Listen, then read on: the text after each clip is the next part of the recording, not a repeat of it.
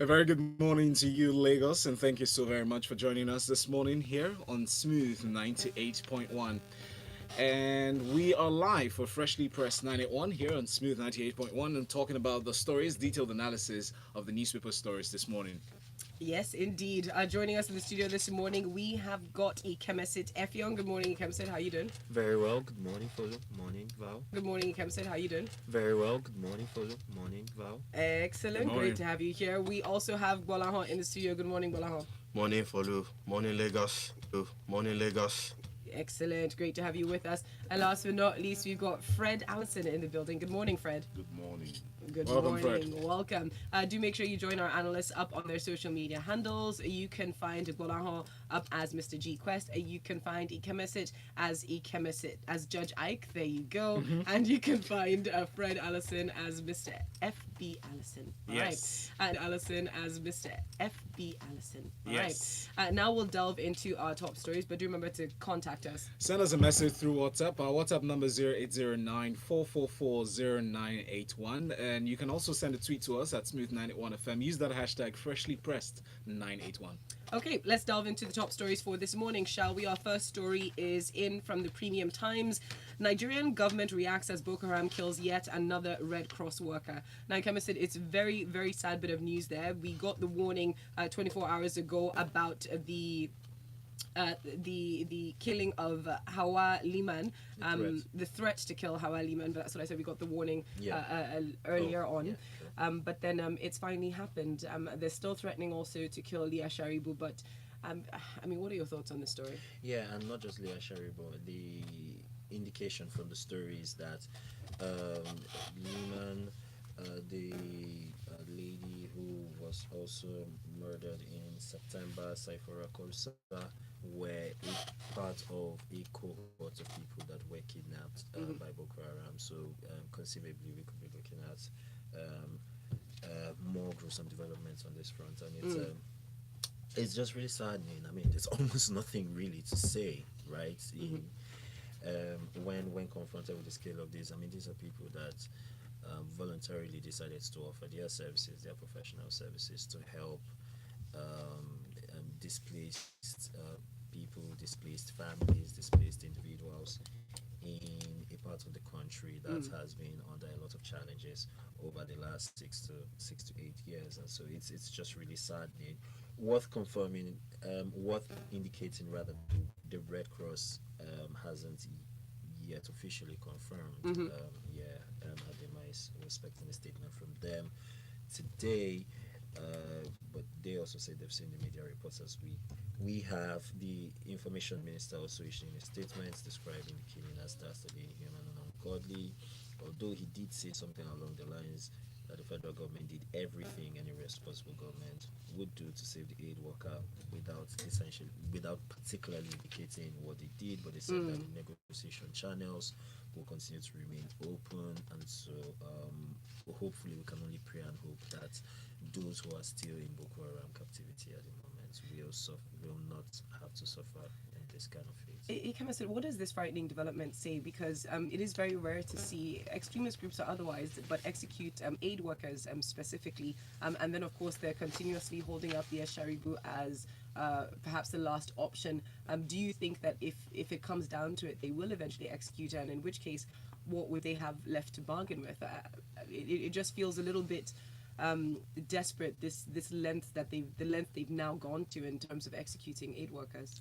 Well, desperation is one way to look at it. Another way to look at it and to understand the situation is to understand that there are currently two factions that are considered as Boko Haram, which are currently active, right? And they are uniquely dangerous in their own way. And this particular faction has no compunctions using such tactics as kidnappings and, in some cases, murder in lieu of ransom, right, in order to achieve their stated objectives, as against the other faction, which is more concerned with either gaining or holding territory or making statements using high value, high profile, big ticket attacks. So it's worth noting different tactics, and it just goes to underscore the scale of the situation that the federal government and indeed the entire country is dealing with.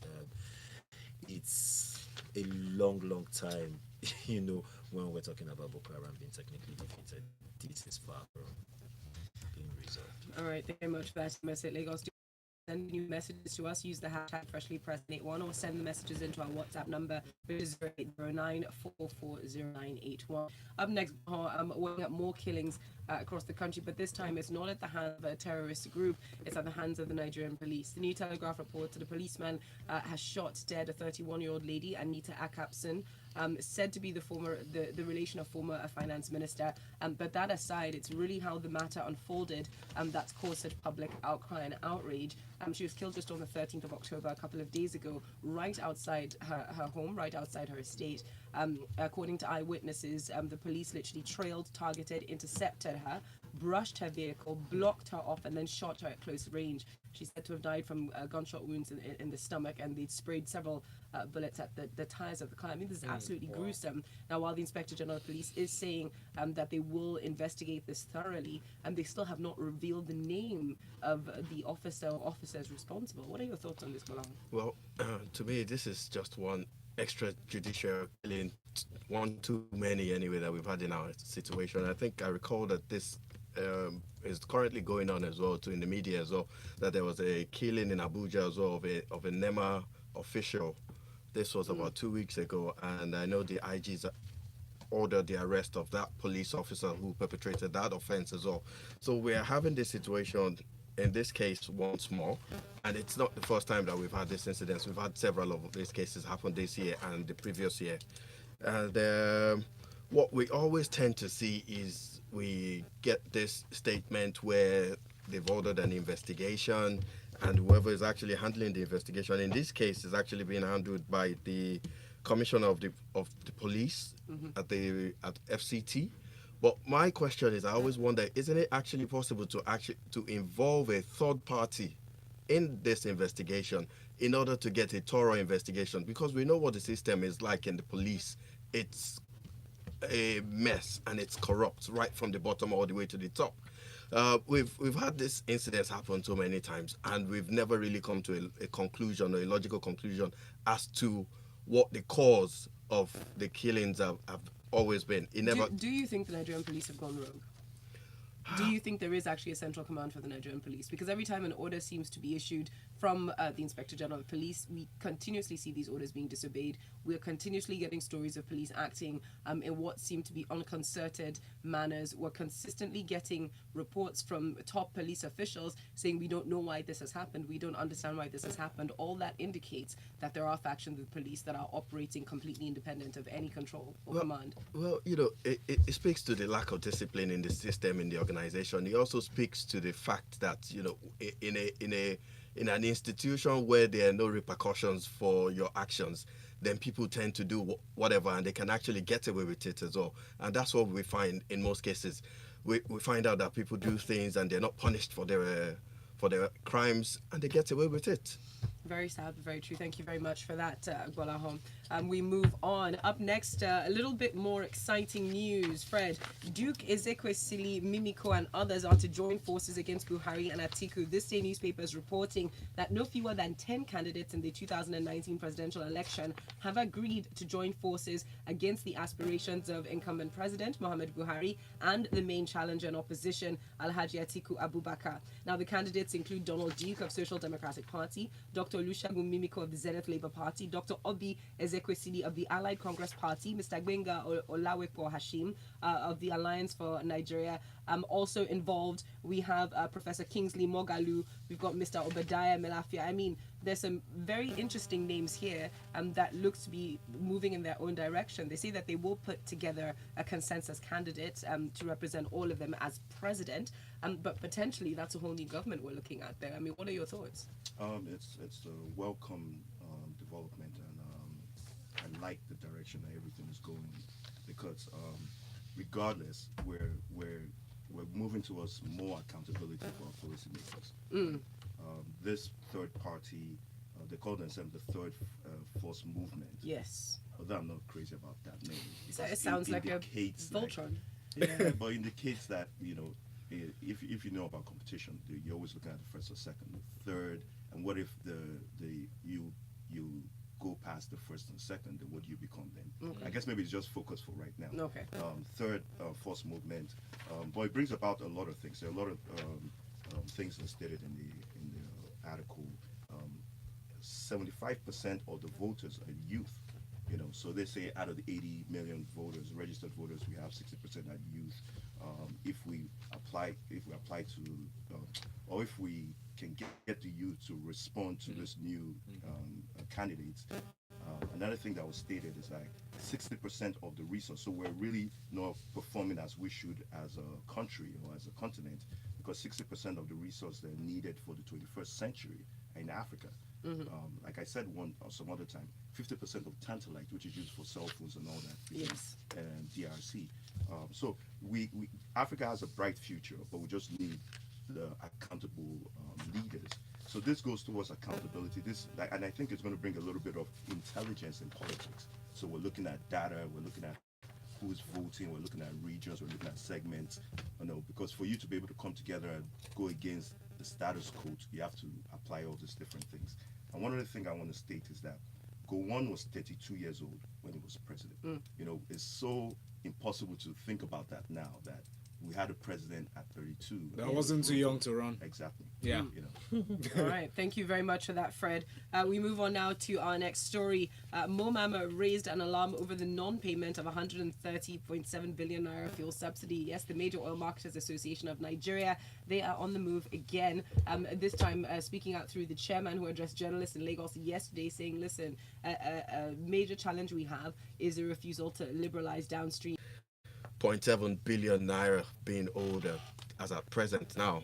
I think this issue now, this payment must have been monies that have been owed at least maybe over a year ago, because sole importer of petroleum products now for at least several months now, if not even a year, or it's very long. They've been importing money that has been owed. But of course, we have to give the federal government a bit of credit, because that this amount wasn't 130. 100 it's actually been more than this, and so they've been paying it in trenches, in bits. But the issue that he raised here about deregulation of the downstream sector makes a lot of sense, because when we look at the situation, of course, we know how much NNPC is actually paying us on the recovery as at present now. Every month we're paying about 60 billion as on the recovery, because it was reported from the NNPC report anyway between January and May that they paid out about they were paying about 300 billion as on the recovery. So we're paying quite a lot, and you can imagine what that sum could do in other sectors, even though this is not even being passed officially through the budget.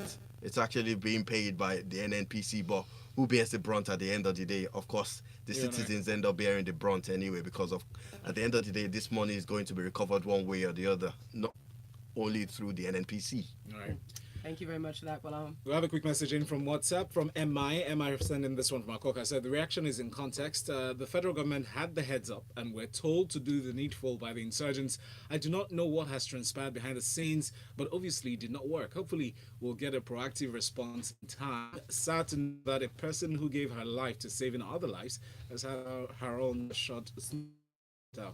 Emma, thank you very much for your message. We'll take this other one here. This one's from Bengals. I wonder what the demands were from the Boko Haram during the negotiations to release the aid worker that the federal government could not meet. The federal government should be reminded that it's the disadvantaged party here, and hence have no choice than to accede to the demands of the terrorist group. I hope more executions won't be carried out on the remaining high-profile abducted people. Let's join forces against... No. All right, so thank you very much, Benga. Let's not go through with the rest of the message, but keep them coming. No, but it talks about the third force, actually. He says, join forces against Buhari and Atiku. What comes to my mind is the crumbling of the pack, like a pack of cards. Thank you, Benga. Interesting. All right, so we're going to the next story. We have this one in from New Telegraph. New Telegraph newspaper has this headline: Justin, Buhari's minister Adebayo Shittu sues NYSC. Very interesting twist of events, yeah? recall how how that story was. That investigation was revealed by Premium Times newspaper. They exposed the Minister for Communications, Adebayo Shittu, on the NYSC saga, as they said he dodged NYSC. So he, in turn, has sued the National Youth Service Corps, alleging that the body failed to serve him with a call-up letter in 1979 to enable him to observe mandatory one-year National Youth Service. He's also maintaining the fact that, his service in the in the as a government officer should serve or replace the mandatory NYSC service here. What are your thoughts, Fred? So we laughed about this yesterday. Yes, I we did. think maybe, I don't know. He says here that he graduated from law school in 1979. So I want to say he knows the law, like he knows what the regulations are for serving in the country, and you have to have served, right? But maybe he wants to change the precedent. So if the court rules in his favor, and you will speak better, you're a lawyer. If the court rules in his favor, he wants to change the precedents that, okay, now you don't have to do NYSC if I've served, because he said right out of school, the article says right out of school, he served in the your state's House of Assembly. But I think he knows what it is. He's just, I guess, trying to find a wriggle room out of this. It's clear. By saying the NYC did not serve him a call It's up. clear. You know Really? you know what it is. Like this is not the first time we've had issues with people being in government and not having the NYC certificate. So for the NYSC to serve you papers, most students and undergraduates already know the procedure. Yeah. Like, it So all of extends us will just beyond. sit at home and It's wait for them to come out. funneled So send it to my Good. house. Exactly. Yeah. So it makes Almost no makes sense. it sound Maybe like- he wants to change the precedents. Putting so much pressure on NYSC, and a lot of people raising questions as to the relevance of NYSC service here, and people are saying this. Now, does this? You mentioned already Yes. serves as a precedent, but the precedent for bad or good? No, this is ridiculous. This is ridiculous. Like what he's trying to do is ridiculous. But the NYC, the formation of NYC makes sense because it allows you to serve in the national level. Mandatory and- one, yeah. Yeah, it allows you to serve in the national, and it allows you to connect to the idea of Nigeria as a whole. Maybe it's gone in the wrong direction. We've lost the initial reason. Others should, but he's What claimed. about is it? Really? Adebayo Shittu. All right, That's so your best bet. let's move on to this next one from Vanguard. Vanguard newspaper has this headline: Army takes terror war to cyberspace, launches manned in their determination to neutralize the strength of terrorist activities on the cyberspace, especially regarding the hostile elements really that that exist in on the cyberspace on the internet, sending fake news as one instance, and others with the hacking schemes and all that goes on. It seems like the army is being proactive to check this, and they called it the fifth arm, the fifth domain of warfare after land, sea, air, and space. Ikemesit, your thoughts on this? I think the most operative part of the statement you just made is same, right? So yeah, in theory, this is a very good idea. It makes total sense. On the way home yesterday, I was watching this CNN documentary from 2017 that essentially talked about what the U.S. Army is doing with respect to cyber security, cyberspace warfare in space, actually. And so this is a real threat. Critical infrastructure, especially with the way modern contemporary living is structured now, from electricity grids to mobile phone networks, Yes. to healthcare. Management services, all of these things which are increasingly becoming digitized, and uploaded on the cloud. They could be sort of nefarious and very safe.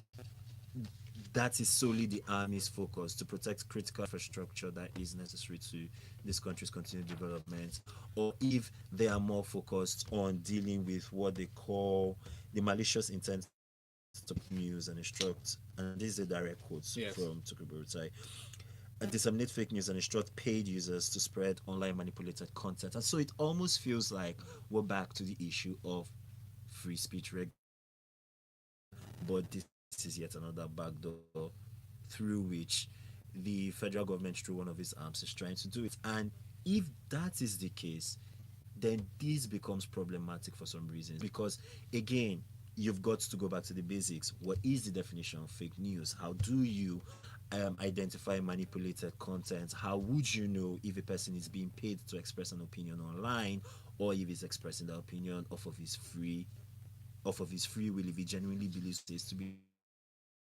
These are gray lines.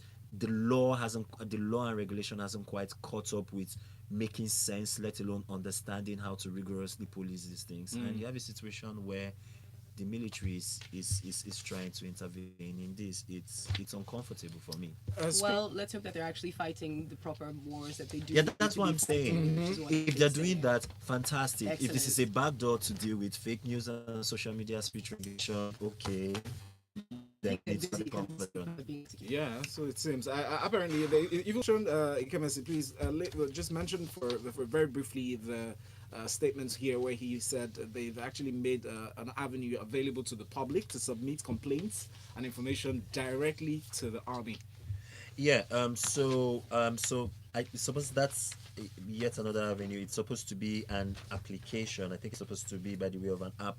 It's worth noting that all of these things are still at their early stages. As a matter of fact, the commissioning actually happened at a facility which the chief of staff actually said is a temporary facility, and so a lot of these things are essentially at their nascent stages. So it'll be interesting to see how these things develop. But good that is putting the word out there so that we can start to have that conversation as to what they're actually up to. And hopefully maybe the writers, which I think is the most important part of this, should be looking at people that skill set should be applying to the army to work in that space, because we need the best and the brightest. Yes, we do.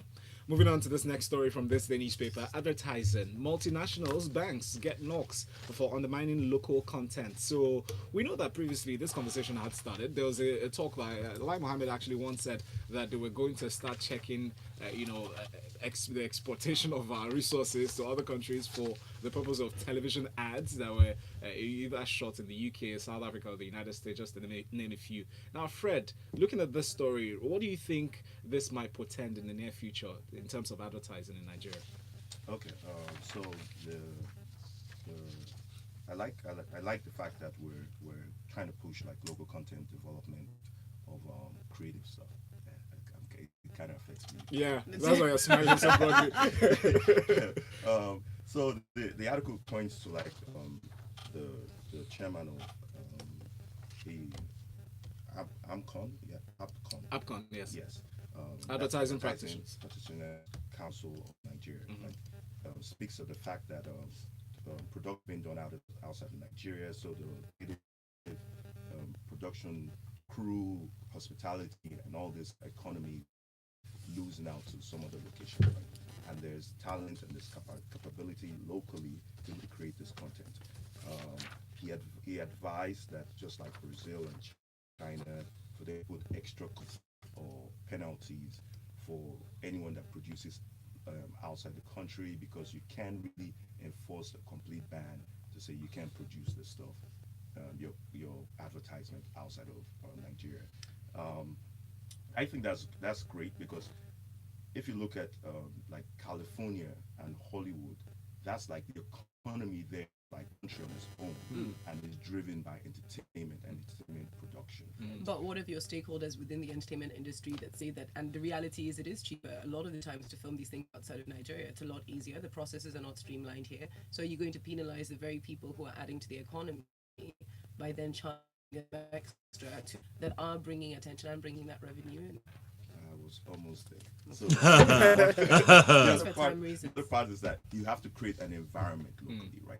And there's something else that's missing out of here, like it's local consumption. There was a time when music was growing, Nigerian music was growing, and if you had brought an international act and you're paying all this money, Nigerians or whoever would rather see the Nigerian art. So slowly you are now making a case, like I'm a capitalist, you're making a case that it makes sense for you to spend $500,000 to bring someone when I'm interested in someone you pay 10 million naira, right? So you have to also look at the local consumption of products. So if I create my thing locally and the market gravitates to that, I'll be driven to make it local than going international to produce it. Thank you very much, Fred. Gbolahan, I'll come to you next for this story from Punch newspaper. Warri-Itakpe-Ajaokuta rail line completed, says Minister. So one of the key infrastructures required for the operation of the Ajaokuta Warri-Itakpe-Ajaokuta Steel Complex. The Warri-Itakpe-Ajaokuta rail line has been completed, and this was a statement made by Mr. Bawa Buhari, the Minister of State for Mines and Steel Development. What are your thoughts on this? Well, you have to give credit to the government on this if they've been able to complete this as the still. Just yesterday we were talking about the selling off of the Ajaokuta steel, and of course when you look at mining requires a lot of rail lines, the goods and the iron ores and the mineral resources anyway from the mines all the way to port. And so what this does is it obviously reduces the cost business when you're talking about if you have a mineral deposit, or this actually talks about the rail line being completed, and they're working on the Warri port as well too. In addition to this rail line, you can actually move things from the Ajaokuta steel, and also from the it also helps the Delta steel companies as well too up in the Delta. And he also talks about completion along the northern corridors as well too, where you have a lot of iron deposits. You also have you have other mineral resources as well, coal, permanganate, and lithium as well too. So this is a good move for the government. It generates a lot of revenue. I know the previous looking at how you can get foreign investors to come and invest in the mining sector. This helps a lot. All right, stay right. Moving on now to this next story, the last story for today from ThisDay newspaper. Group wants the federal government to mandate adoption of Child Rights Act by states. They've joined as Nigeria joins the rest of the world. 2018 International Day of the Girl Child, celebrated on the 11th of October this month. The group, the Live Abundantly Empowerment Initiative, appealed to the federal government to mandate the adoption of Child Rights Act by the 36 states of the federation. Yeah, and it's a very critical mandate because since the UN's Convention on the Rights of the Child in 1989, and since the Child Rights Law was enacted by the federal government in 2012 out of 36 states, right, have adopted it, actually have a child rights law. When you look at the situation, I was reading a stat just earlier this week. So when you look at basic information, less than half of Nigerian girls under the age of 18 have access to a smartphone. And most of the girls that do, it's the smartphones of either their mother or a senior female figure. The comparable figure for boys is 50%. So we're just looking at that. Let's not go into education, any other number of missions. So there's a real deficit with respect to how we're empowering more than half. Actually, about 51% of Nigeria's population is female. So there is a real deficit with respect to how we're empowering of women, and this has never been more relevant than it is now. Adopt the child in all states, quick and united in their formation, and hopefully we will know that we've never seen a 60-something-year-old throw such a tantrum like Minister Shittu, and he does it with so much confidence. He the head of operation. I see he will stand a better chance at doing that than the rest of us, but he also got critical. Now that the NYSC has gone to string him up by denying him top job in the state, he wants to pull it down. It won't work until these political elites start feeling the pains of and take their issues seriously. Well, thank you so very much for standing one today. Join previous episodes and catch up on what you've missed today on YouTube. That's youtube.com/smooth91FM Lagos. 15, we will be talking entertainment inside of the grapevine, so keep listening. Thank you, guys.